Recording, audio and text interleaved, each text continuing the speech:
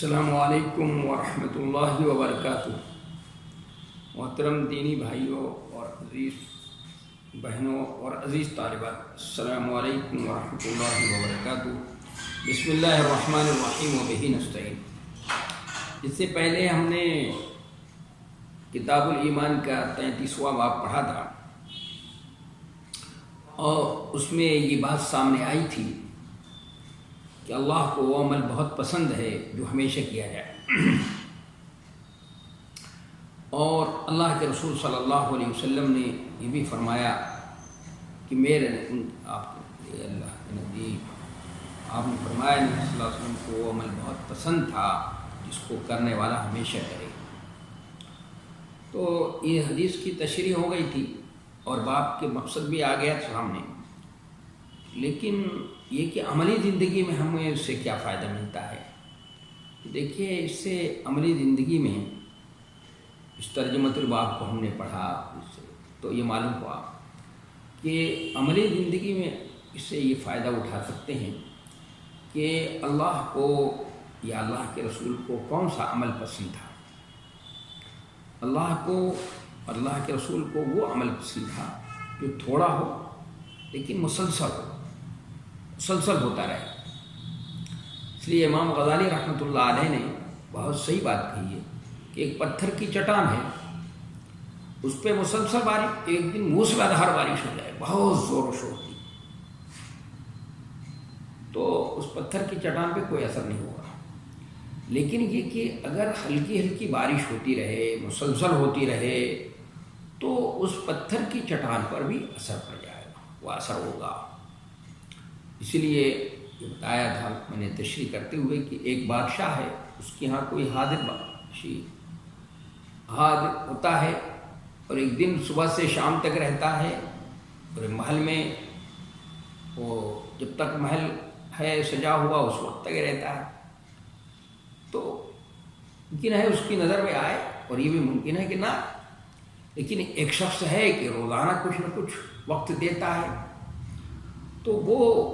ایک نہ ایک دن اس کی نظر میں آ جائے گا اور وہ یہ ہوگا۔ اس لیے اللہ کو، اللہ کے رسول کو کون سا عمل پسند تھا؟ وہ عمل جو تھوڑا ہی ہو لیکن مسلسل ہو۔ تو ہمیں بھی کیا کرنا چاہیے؟ وہ عمل کرنا چاہیے، جو بھی کریں ہم تو عمل کیا کریں؟ مسلسل کریں، تھوڑا ہی ہو مسلسل کریں۔ یہ نہیں کہ ایک دن تو ہم نے سب قرآن کی بہت زیادہ تلاوت بھی کر لی اور تہجد بھی پڑھ لی اور ساری نمازوں کا اہتمام بھی کر لیا، اور دوسرے دن معلوم فجر کی نماز ہی کو لوگ اور رہ گئی، جماعت اس کی جاتی رہی، سوتے رہ گئے، سورج نکل گیا۔ ایسا نہیں، یہ اللہ کو یہ چیز پسند نہیں ہے۔ اس لیے آپ صلی اللہ علیہ وسلم نے کبھی اس کو اپنے صحابہ کرام کے لیے جن کی تربیت آپ نے کی ہے، کبھی اس چیز کو پسند نہیں کیا ہے۔ 3 لوگوں کا واقعہ پہلے گزر چکا ہے، بتا چکا ہوں پہلے، اور ہمیشہ اس شریعت کا مزاج ہی عدالت کے لیے، عدالت کی خصوصیت ہے، اس کے لیے اعتدال ضروری ہے، اس میں توازن ہو، اعتدال۔ اور دوسری اس کی یہ شرط ہے کہ اس میں دوام ہے، دوام کے لیے لچک ہونا ضروری ہے، اس میں جمع و ٹھہراؤ ہو، وہ اس میں لچک ہو، وہ ضروری ہے۔ جمع اور ٹھہراؤ کے ساتھ ساتھ لچک بھی ہونی چاہیے، تو وہ شریعت جو ہے وہ ہمیشہ چل سکتی ہے اور یہ کر سکتی ہے۔ ایک بات تو یہ عملی زندگی میں ہمیں اس سے فائدہ ہوتا ہے، یہ ترجمۃ الباب کو اور اس حدیث کو پڑھنے سے۔ دوسری بات یہ کہ ہم کو اس حدیث سے یہ بات بھی سمجھ میں آتی ہے عملی زندگی میں کہ کسی کی اس کے سامنے تعریف نہیں کرنی چاہیے۔ تعریف ٹھیک ہے، کرنا صحیح ہے، لیکن تعریف پر اس کے منہ پر تعریف کرنا جو ہے،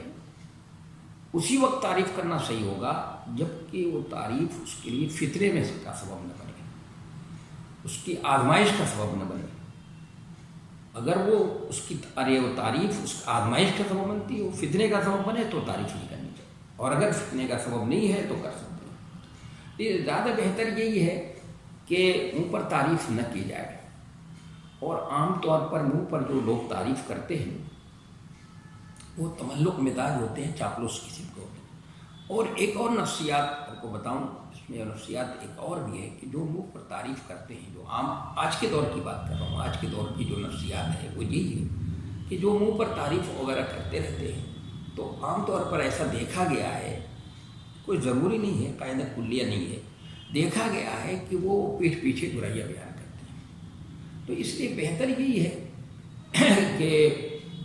منہ پر تعریف نہ کی جائے۔ دیکھیے نبی صلی اللہ علیہ وسلم نے بھی اپنے صحابہ کرام کی بات کی تعریف کی ہے، میں نے تفصیل سے بتایا تھا، اور آپ کے صحابہ نے آپ کی بھی تعریف کی ہے،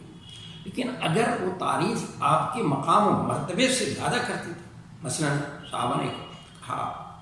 کہ آپ تو آقا ہیں ہمارے، تو آپ نے فرمایا نہیں آقا نہیں ہوں، اللہ آقا ہے، سید نہیں ہوں، اللہ سید ہے، آقا تو اللہ ہے۔ دیکھیے، اور آپ کے صحابہ نے آپ کو کہا، یہ فرمایا کہ کچھ لوگوں کو دیکھا کہ وہ اپنے لوگوں کو سجدہ کر رہے ہیں اور تعظیم اکرام میں سجدہ بھی کرتے ہیں، تو انہوں نے کہا اللہ کے رسول آپ زیادہ مستحق ہیں، اس کے آنے کے بعد انہوں نے کہا آپ زیادہ مستحق ہیں کہ ہم آپ کو سجدہ کریں، تو آپ نے فرمایا نہیں، یہاں سجدہ تعظیمی جائز نہیں، اگر سجدہ تعظیمی جائز ہوتا تو میں عورتوں سے کہتا اپنے شوہروں کو سجدہ کرو، لیکن چونکہ جائز نہیں ہے اس لیے دیکھا آپ نے کیا فرمایا۔ اور آپ صلی اللہ علیہ وسلم سے کہ باتوں میں ایک صحابی نے کہا کہ ماشاء اللہ و ماشاء، کہ جو آپ چاہیں اور جو اللہ چاہے، تو آپ نے فرمایا نہیں، جو اللہ چاہے۔ اس لیے آپ یہ یعنی اگر تعریف کوئی کر رہا ہے اور اس کو آپ کے مقام سے اونچا، یہ شادی تھی گھر میں انصاری کے، اور ان کی عورتیں جو ہیں کیا کر رہی تھیں، بچیاں پکاری تھیں، فینا نبی اور یعلم ما فی غدی، تو آپ نے فرمایا نہیں اس مصرے کو حذف کرو، اس کو حذف کرو۔ تو آپ کی تعریف اگر کوئی کرتا، اس میں کوئی مبالغہ ہوتا، کسی اس طرح کی بات ہوتی، اس کو پسند نہیں کرتے۔ اور آج کیا ہوتا ہے، تعریفوں میں زمین آسمان کے خلا بھی ملائے جاتے ہیں، بہت تعریفیں کی جاتی ہیں، اور لوگ اس کو بہت پسند کرتے ہیں۔ اور آپ کا معاملہ کیا تھا، اگر آپ تشریف لاتے تھے، لوگ احترام میں کھڑے ہوتے تو آپ منع کرتے نہیں، بیٹھ جاؤ، بیٹھنے کی تعلیم دیتے آپ۔ یہ تھا معاملہ آپ کا۔ آج ہم نبی صلی اللہ علیہ وسلم کی سیرت کی پھر تقریریں کرتے ہیں، بہت تقریریں کرتے ہیں لوگ، مناقب بیان کرتے ہیں، لیکن زندگی کا ایک حصہ یہ ہے مناقب کا، دوسرا حصہ عملی زندگی ہے جو اہم ہے، سب یہ بھی اہم ہے، لیکن اس کا تذکرہ نہیں کرتے ہم لوگ کہ آپ کا اخلاق کیا تھا، ادھر کا معاملہ کیا تھا، یہ سب چیزوں کا تذکرہ نہیں کرتے۔ دیکھیے آپ نے بھی تعریف کی ہے، لیکن کب تک، جب آپ کو اندازہ تھا کہ اس میں کوئی فتنے میں پڑھنے کا، آزمائش میں پڑھنے کا ڈر نہیں ہے، تو آپ نے تعریف کی، لیکن جہاں اس طرح کا اندیشہ ہو ایسا نہیں کرنا چاہیے۔ اور تعریف کرے اپنے منہ پر، تو تعریف میں نے ابھی مثالیں دی کہ تعریف میں زمین آسمان کے خلاوے نہ ملائے جائیں۔ اگر کسی کو آپ کو ڈر ہے، یہ ہے کہ وہ فتنے میں نہیں پڑے گا، اس کو کوئی اس میں آزمائش نہیں ہو سکتی ہے، اور اس میں کوئی خرابی نہیں پیدا ہو سکتی ہے، کبر و غرور نہیں پیدا ہوگا، تو ٹھیک ہے اس کی تعریف کر دیجیے آپ، لیکن تعریف بھی وہ تعریف کی حیثیت ہو، اس لیے یہ نہیں کہ اور آگے بڑھ کر کے ہم بہت زیادہ اس کی تعریف کریں گے، یہ ایسا نہیں ہونا چاہیے۔ اس لیے اس کو بھی اچھی طرح سے سمجھ لینا چاہیے۔ یہ ہم اس کو، یہ ترجمۃ الباب اور اس حدیث کو پڑھ کر کے ہم نے یہ سیکھا ہے کہ عملی زندگی میں ہمیں یہ فائدہ ملا، اور عملی زندگی میں ہم اس کو چاہیں اپنی زندگی میں اس کو نافذ کر سکتے ہیں، اور اس سے فائدہ اٹھا سکتے ہیں، اور اس سے بہت کچھ ہم اپنی زندگی کو بنا اور سنوار سکتے ہیں، اور اس سے لوگوں کو بتا بھی سکتے ہیں، سمجھا بھی سکتے ہیں۔ تو اب آگے کا باب میں پڑھتا ہوں، جو 34واں باب ہے، بسم اللہ الرحمن الرحیم وبہ نستعین۔ باب زیادۃ الایمان ونقصانہ، وقول اللہ تعالی اعوذ باللہ من الشیطان الرجیم، بسم اللہ الرحمن الرحیم، وزدناہم ہدی وَيَزْدَادُ الَّذِينَ آمَنُوا إِيمَانًا وَقَالَ الْيَوْمَ أَكْمَلْتُ لَكُمْ دِينَكُمْ فَإِذَا تَرَكَ شَيْئًا مِنَ الْكَمَالِ فَهُوَ نَاقِصٌ. امام بخاری کی طرف سے بہی قال حدثنا مسلم بن ابراہیم قال حدثنا ہشام قال حدثنا قتادة عن انس عن النبي صلى الله عليه وسلم قال يخرج من النار من قال لا اله الا الله وفي قلبه وزن شعيرة من خير ويخرج من النار من قال لا اله الا الله وفي قلبه وزن قرة من خير ويخرج من النار من قال لا إله إلا الله وفي قلبه وزن غرة من خير. قال أبو عبد الله قال أبان حدثنا قتادة حدثنا أنس عن النبي صلى الله عليه وسلم قال من إيمان مكان من خير. اس کے بعد دوسری حدیث بھی پڑھی ہے انہوں نے. بہی قال حدثنا الحسن بن الصباح سمع جعفر بن عون حدثنا ابو القميس اخبرنا قيس بن مسلم عن طارق بن شهاب عن عمر بن الخطاب رضي الله عنه وارضاه ان رجلا من اليهود وهو كعب بن الاحبار قال له يا امير المؤمنين آية في كتابكم تقرؤونها لو علينا معشر اليهود نزلت لاتخذنا ذلك اليوم عيدا. قال أي آية؟ قال اليوم أكملت لكم دينكم وأتممت عليكم نعمتي ورضيت لكم الإسلام دينا. قال عمر قد عرفنا ذلك اليوم والمكان الذي نزلت فيه على النبي صلى الله عليه وسلم وهو قائم بعرفة يوم جمعة. یہ ترجمۃ الباب ہے. یہاں پر امام بخاری رحمۃ اللہ علیہ نے یہ ترجمۃ الباب قائم کیا ہے. اس کا مقصد کیا ہے؟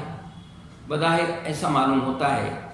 کہ یہاں تکرار ہے. اس سے پہلے اسی طرح کا ہے. باب تفاضل الایمان گزر چکا ہے شروع ہی میں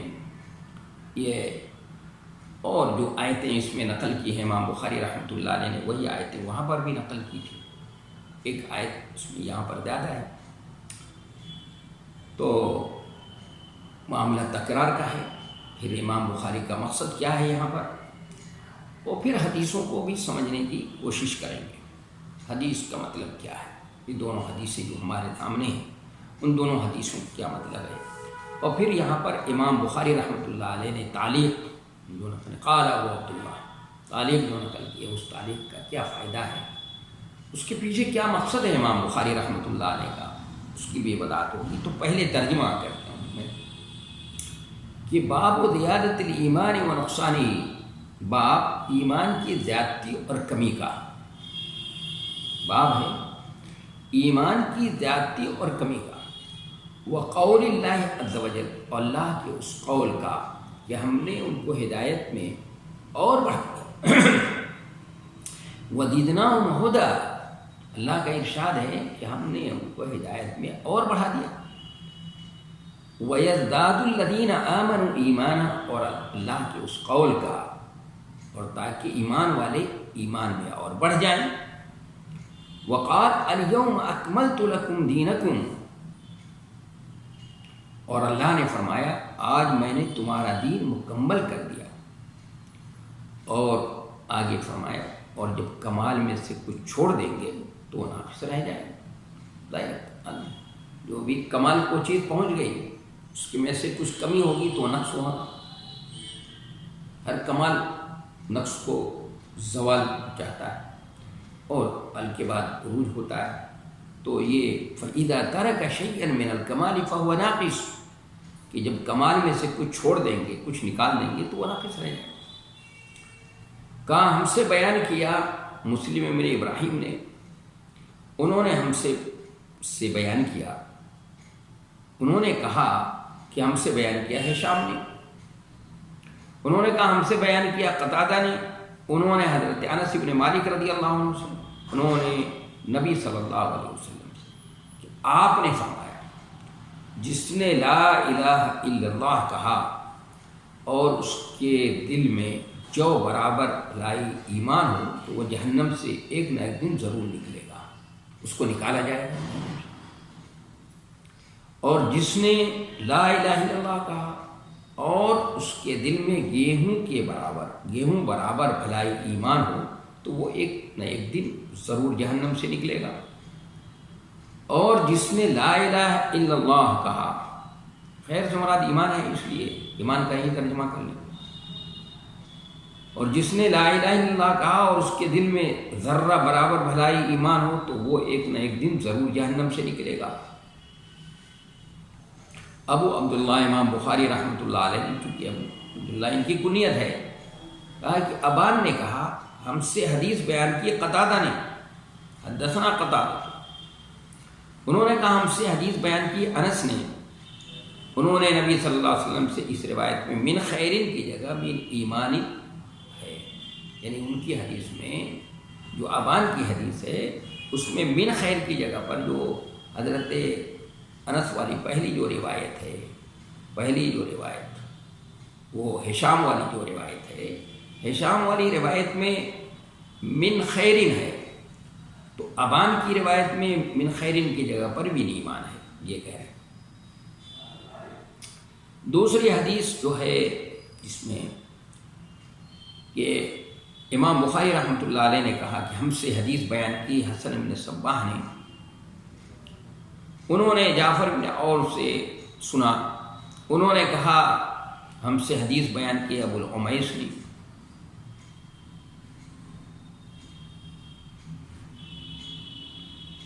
انہوں نے کہا کہ ہم سے حدیث بیان کی ابو العمیس نے، انہوں نے کہا ہم کو خبر دی قیس ابن مسلم نے، انہوں نے طارق ابن شہاب سے، انہوں نے عمر الخطاب سے کہ یہود کے ایک آدمی نے، ایک شخص نے حضرت عمر رضی اللہ عنہ سے کہا اے امیر المومنین، آپ کی کتاب میں ایک آیت ہے جسے آپ لوگ پڑھتے ہیں، آیت فی کتابکم تقرؤونہا، یا امیر المومنین آپ کی کتاب میں یعنی قرآن کے اندر ایک آیت ہے جسے آپ لوگ پڑھتے ہیں، اگر وہ آیت ہم یہودیوں پر اترتی تو ہم اس دن کو عید کا دن منا لیتے۔ حضرت عمر رضی اللہ عنہ نے کہا وہ کون سی آیت ہے بھائی، ذرا بتاؤ کون سی آیت ہے؟ اس نے کہا یہ آیت ہے الیوم اکملت لکم دینکم واتممت علیکم نعمتی ورضیت لکم الاسلام دینا، آج میں نے تمہارے لیے تمہارا دین پورا کر دیا اور اپنی نعمت تم پر تمام کر دی اور دین اسلام کو تمہارے لیے پسند کیا۔ تو حضرت عمر رضی اللہ عنہ نے فرمایا، کہا کہ ہم اس دن کو اور اس جگہ کو جانتے ہیں جہاں آیت نبی پر صلی اللہ علیہ وسلم پر اتری ہے۔ جب آیت اتری اس وقت آپ عرفہ میں کھڑے تھے، یعنی 9 ذی الحجہ کی بات ہے، عصر کے بعد، اور جمعے کا دن تھا۔ یہ حضرت عمر فاروق رضی اللہ تعالیٰ عنہ نے جواب دے دیا، اس کے سوال کا جواب دے دیا۔ تو یہ 2 حدیثیں نقل کی ہیں امام بخاری رحمۃ اللہ علیہ نے، اور یہ ترجمۃ الباب ہے۔ تو پہلے اس کو سمجھتے ہیں کہ بظاہر یہاں پر جو ہے باب و زیادت الایمان و نقصانہ، ایمان کی زیادتی اور کمی کا باب یہاں پر، اس سے پہلے بھی اس طرح کا باب آ چکا ہے، تو یہاں پر پھر دوبارہ قائم کیا، یعنی اس سے پہلے باب تفاضل الایمان فی الاعمال، یہ تفاضل ایمان کا باب گزر چکا ہے، مکرر سے کرر فرما ہے۔ تو یہ جو بظاہر تکرار ماننا ہے کہ بظاہر تکرار ہے، اس کا جواب جو ہے مختلف اعتبار سے دیا ہے۔ دیکھیے ایک جواب تو یہ ہے، سیدھا سادہ جواب ہے یہ اعتراض جو ہے کہ وہاں پر جو امام بخاری رحمۃ اللہ علیہ نے ترجمۃ الباب قائم کیا تھا، وہاں ایمان کی زیادتی اور کمی کو جو بتایا تھا انہوں نے، وہ ایمان کے تفاضل کا وہ ضمناً بات آئی تھی، ضمناً بات تھی۔ اصل بات کیا تھی؟ بنی الاسلام علی خمس، کہ اسلام کی بنیاد 5 چیزوں پر ہے۔ تو وہاں ضمناً آئی تھی، یہاں پر اس لیے الگ سے اس کو تفصیل سے کیا کر رہے ہیں امام بخاری رحمۃ اللہ علیہ، الگ سے پھر بیان کر رہے ہیں، چونکہ یہ بات ضمناً آ گئی تھی تو اور یہ بات چونکہ اس میں اختلاف ہے اور یہ ایمان میں کمی اور زیادتی ہوتی ہے یا نہیں ہوتی ہے، تو اس لیے امام بخاری رحمۃ اللہ علیہ نے کیا کیا، اس کو الگ سے پھر چونکہ جس چیز میں اختلاف ہوتا ہے اس کو بار بار کیا کیا جاتا، بیان کیا جاتا اور مختلف پہلو سے بیان کیا جاتا ہے۔ اس لیے دیکھیے امام بخاری رحمۃ اللہ علیہ اس طرح سے مختلف پہلو سے اس کو کیا کر رہے ہیں، ثابت کرتے ہیں۔ تو ایک جواب تو یہ ہے، اور دوسرا جواب یہ ہے کہ پہلے باب میں عمل کے اعتبار سے کمی اور زیادتی بتانا مقصود ہے، کہ اس باب میں جو ہے یعنی یہاں تصدیق میں کمی اور زیادتی بتانا مقصود ہے۔ تو دونوں مسئلہ الگ الگ ہے، دونوں بات الگ ہے۔ وہاں عمل کے اعتبار سے کمی اور زیادتی بتانا مقصود تھا، یہاں پر تصدیق میں کمی اور زیادتی میں ہی، یعنی جس چیز اندر ایمان لا رہے ہیں جو تصدیق ہے اس میں کمی اور زیادتی کی بات ہو رہی ہے، بتانا مقصود ہے۔ اور دوسری بات یہ کہ جس چیز میں علماء کے اختلاف زیادہ ہوتا ہے تو اس کے راجح پہلو کو امام بخاری رحمۃ اللہ علیہ جب ثابت کرتے ہیں تو اس کے لیے متعدد لگاتار بات قائم کر کے مختلف پہلو سے اس مسئلے کو ثابت کرتے ہیں، اور جو مرجوح یعنی جو راجح ہے اس کو ثابت کرنے کی کوشش کرتے ہیں۔ کوئی رائے بھی اگر ہوگی ان کی تو اس کو بھی مختلف انداز سے ثابت کرتے ہیں۔ ابھی دیکھیے کتاب العلم میں یہ جگہ جگہ، یہاں پہ تو ایمان اور عقیدے کی بات ہے تو مرجوح کی تردید کرتے ہیں بار بار مختلف پہلو سے۔ ایمان کی اور کمی زیادتی کا مسئلہ بھی ایسے ہی اختلافی مسئلہ تھا، اس لیے اس کو دہرا رہے ہیں بار بار۔ تو یہ دوسرا جواب ہے، اور اس طرح سے یہ جواب بھی دیا جا سکتا ہے۔ اور ایک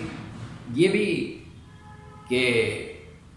اس کے اعتبار سے انہوں نے جن چیزوں پر ایمان لانے کی بات ہے، اب ظاہر ہے ابھی احکام نازل ہو رہے تھے، تو ابھی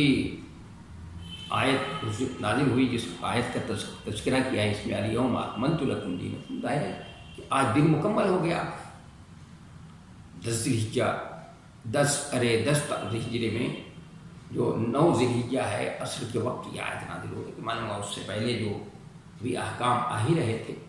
تو ابھی اس میں وہ جو تعلیمات تھی ابھی کم تھی، ایسی تعلیمات کے اضافہ ہوتے ہوتے آج کیا ہو گیا، مکمل۔ اس سے پہلے نقص تھا، کمی تھی، لیکن آج کیا ہو گیا، مکمل ہو گیا۔ یعنی جن سے ان پر عمل کرنے کے لیے کہا جا رہا تھا ان کی ضروریات کو سامنے رکھ کر کے جتنی چیزوں کی ضرورت ہو سکتی ہے اس ساری چیزوں کی کیا کر دی، ان کو مکمل کر دیا گیا، مکمل ہو گیا۔ تو اس ایک پہلو سے بھی بتانا مقصد ہے، یہ بتانا چاہتے ہیں، اس پہلو سے بھی کمی اور زیادتی کو بتانا چاہتے ہیں امام بخاری رحمۃ اللہ علیہ، اس لیے امام بخاری رحمۃ اللہ علیہ نے یہ ترجمہ باب پھر دوبارہ قائم کیا۔ مقصد کیا ہے امام بخاری رحمۃ اللہ علیہ کا؟ تو مقصد یہاں پر وہی مرجئہ کی تردید ہے جو یہ کہتے ہیں کہ نفس ایمان میں کمی اور زیادتی نہیں ہوتی، جو نفس ایمان میں کمی اور زیادتی کے قائل نہیں ہیں ان کی تردید مقصد ہے۔ تو یہاں پر یہ اعتراض ہے کہ امام بخاری رحمۃ اللہ علیہ نے اعتراض یہ ہے کہ یہاں پر باب میں 3 آیتیں ذکر کی ہیں، مقصد تو سمجھ میں آ گیا، مقصد ان کا یہ ہے، اس کو مقصد کو اپنے بتانے کے لیے 3 آیتیں ذکر کی گئی، جن میں پہلی 2 آیتیں وہی ہیں ان کا ذکر کتاب الایمان کے پہلے باب میں بھی ہو چکا ہے، پھر اعادے کی ضرورت کیا ہوئی، اس لیے امام بخاری رحمۃ اللہ علیہ نے یہاں پر اس کو نقل کیا ہے۔ تو اس کو تکرار نہیں کہنا چاہیے، یہ تکرار نہیں ہے، یہ دونوں آیتیں تیسری آیت کے اندر مذکور لفظ کمال کا معنی واضح کرنے کے لیے بطور تمہید کے لائی گئی۔ دیکھیے جیسے قرآن پڑھیں آپ تو آپ کو معلوم ہوگا کہ قرآن میں بھی بہت سی چیزیں پہلے تمہید میں لائی جاتی ہیں، مثلا سورہ بقرہ پڑھ جائے، سورہ بقرہ میں ایلا کا تذکرہ ہے۔ ایلا میں کیا ہوتا ہے کہ شوہر یہ قسم کھا لیتا ہے کہ میں اپنی بیوی سے تعلق قائم نہیں کروں گا، پورے دن کی بھی قسم کھا لیتا ہے۔ تو اس ایلا کو بیان کرنے سے پہلے تمہید بیان کی گئی کہ لا تجعلوا، یہ قرآن کہتا ہے لا تجعلوا الله عرضة لأيمانكم لا تجعلوا عرضة لأيمانكم لا تجعلوا الله عرضة لأيمانكم، کہ اپنی قسموں کے لیے اللہ کے نام کو ہدف مت بناؤ، نشانہ مت بناؤ۔ قسم کی اہمیت ضرور ہے، قسم کی اہمیت ہے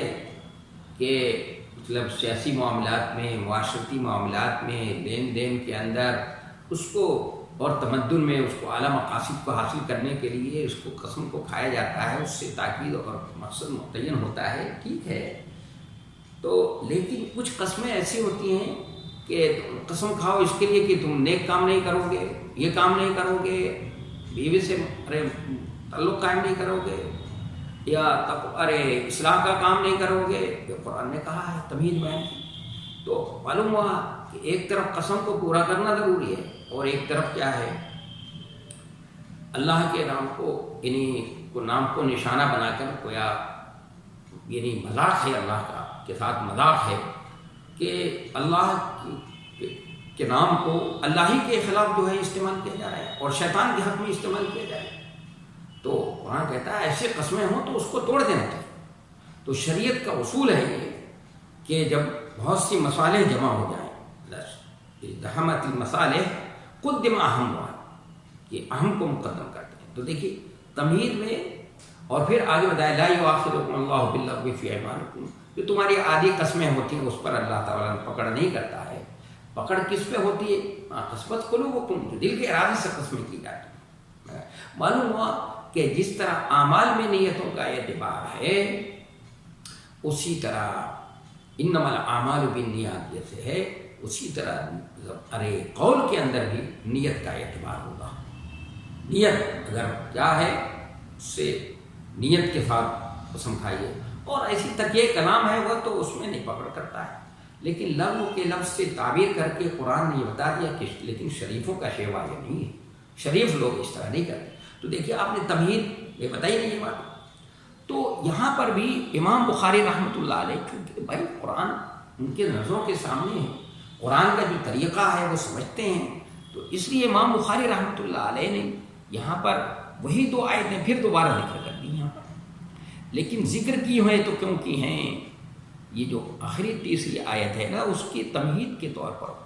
اس کی کمال کے معنی کو واضح کرنے کے لیے بطور تمہید لائی گئی ہیں، لیکن پہلی دو آیتوں میں ایمان کی زیادتی کی صراحت موجود ہے، جو نقص کو مستلزم ہے کہ ظاہر ہے کہ کمی اور زیادتی ہوگی تو مطلب نقص ہو، لیکن تیسری آیت میں لفظ کمال سے زیادتی کی صراحت نہیں ہو رہی ہے، البتہ کمال کا لفظ نقص کو مستلزم ہے، اور جو نقص کو مستلزم ہوگا وہ زیادتی کو قبول کرے گا۔ ثابت ہوا کہ کمال بمانے زیادتی ہے، اس لیے تیسری آیت کے بعد امام بخاری رحمۃ اللہ علیہ نے یہ فرمایا ہے، کیا فرمایا؟ فَإِذَا تَرَكَ شَيْئًا مِنَ الْكَمَالِ فَهُوَ نَاقِصٌ، لہٰذا جہاں کمال ہوگا وہاں نقص بھی ہوگا، اور جہاں نقص ہوگا وہاں زیادتی بھی ہوگی۔ یہ امام بخاری رحمۃ اللہ علیہ یہ ثابت کرنا چاہتے ہیں، یہ مقصد ہے، اس لیے امام بخاری رحمۃ اللہ علیہ نے یہ اس کو دو آیتوں کو پھر دوبارہ یہ کیا گیا تاکہ یہ تمہید کے طور پر ہو جائے تیسری آیت کے لیے، اس میں جو تاکہ اس کے بعد کیا ہو جائے، واضح ہو جائے اور اس کی وضاحت ہو جائے، اس لیے امام بخاری رحمۃ اللہ علیہ نے ایسا کیا ہے۔ تو اب دیکھیے امام بخاری رحمۃ اللہ علیہ نے اس کو ثابت کرنے کے لیے، اپنے مدعا کو ثابت کرنے کے لیے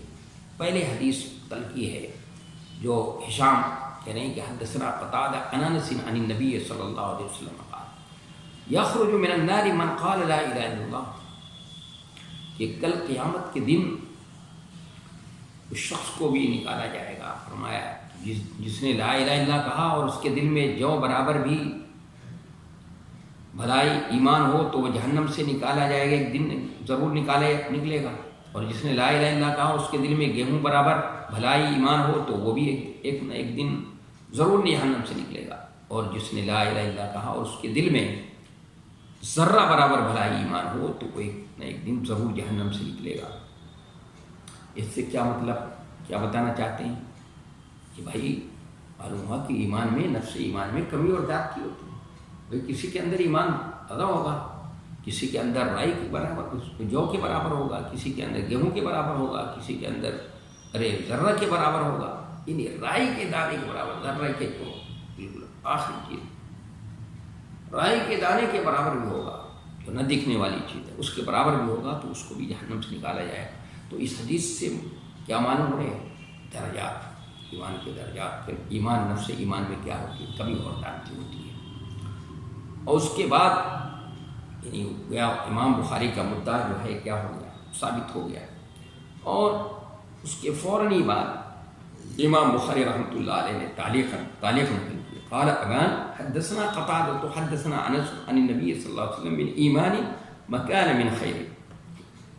تعلیق نقل۔ اس تعلیق سے فائدہ کیا ہے؟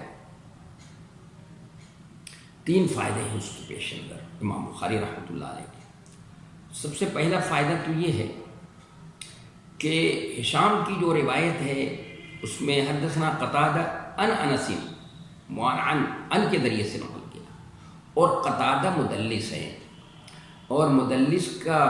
عنعنہ جو ہے قابل قبول نہیں ہوتا، اس لیے امام بخاری رحمۃ اللہ علیہ نے فوراً